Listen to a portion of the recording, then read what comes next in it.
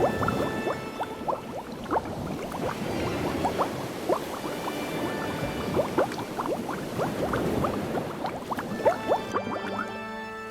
and welcome. As you can tell by the title, I'm the Obsessed Movie Man, O.M.M, and welcome aboard the Nautilus, the famed submarine of Captain Nemo. And it's fitting that we're here because today's review, we're going to be taking a look at the 1954 adaptation of the Jules Verne classic, 20,000 Leagues Under the Sea.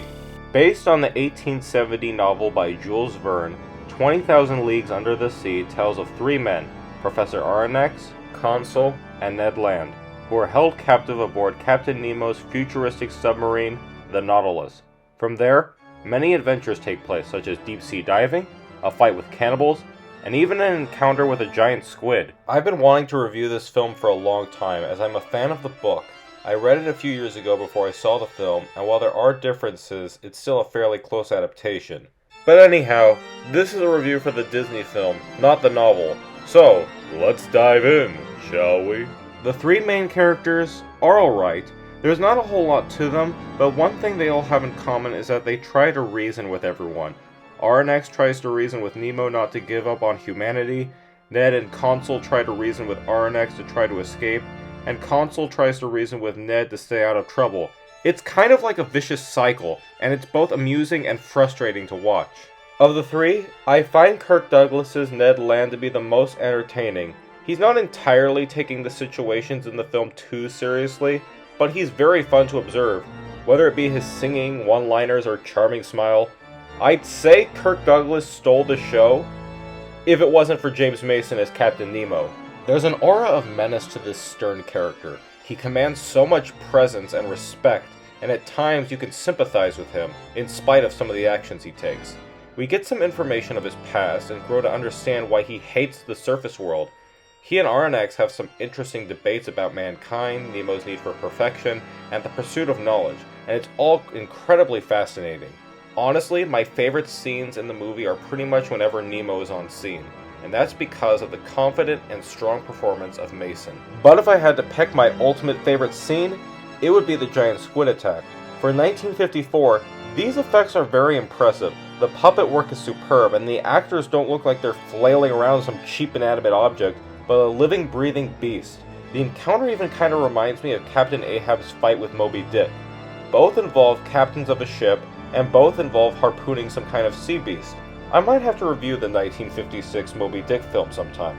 That could be fun. Anyway, the color palette is also breathtaking. The blues of the sea, the copper of the Nautilus, everything pops vibrantly and colorfully. And speaking of the Nautilus, the design of it is very beautiful.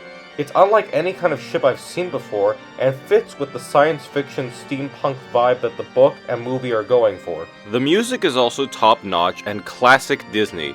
It was composed by Paul Smith, who did a lot of Disney's musical work, and had previously won an Academy Award for the music in Pinocchio.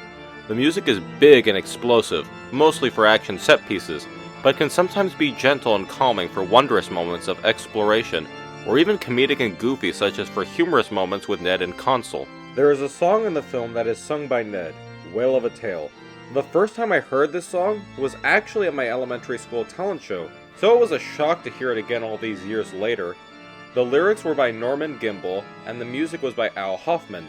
Kind of serving as Ned's theme, it pops up in different places throughout the film, whether it be when he's drunk, adventurous, or even when he's doing something heroic. And of course, there's the organ playing by Captain Nemo.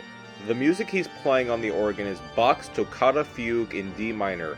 It was pre-recorded, and while James Mason doesn't play a musical instrument, he learned how to match the music on the keyboard to make it seem like he really was playing it. The organ in the film is now on display in the ballroom at Disneyland's Haunted Mansion. The legacy of the movie is also very interesting. It won 2 Academy Awards for Best Art Direction and Best Special Effects. The head of the special effects for the squid, Robert A. Matty, would later go on to work on the shark in Steven Spielberg's Jaws. There were even a few different types of attractions at various Disney parks, such as a walkthrough of the Nautilus, the submarine voyage ride in Florida, and a ride that is currently in operation in Tokyo Disney Sea. All in all, 20,000 Leagues Under the Sea is a revolutionary film, be it as a Disney film, a science fiction film, or even as a family film. It's got amazing special effects, color, adventurous moments to spare, and while 3 of the main characters are a tad inconsistent, the real star of the film, Captain Nemo, more than makes up for it.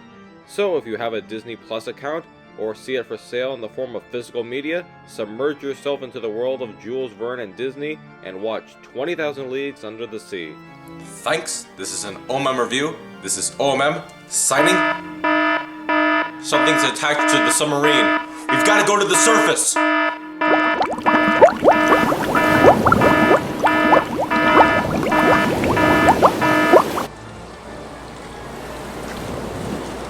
Thanks, this is an O.M.M review. This is O.M.M signing out.